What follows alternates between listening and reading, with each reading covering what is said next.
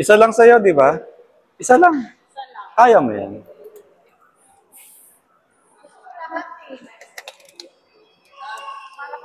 Lahat, bubunutin. Para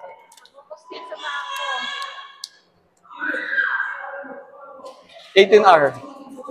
Lahat bubunutin para pustiso. Para walang sabit. Ganun. Okay.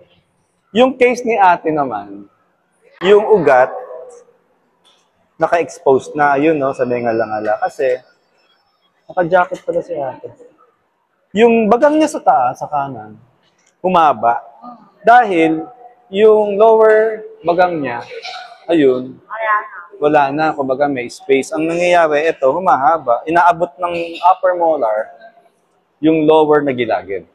Si ate naka-jacket to eh, natanggal na yung jacket nito eh. Ay, hindi natuloy.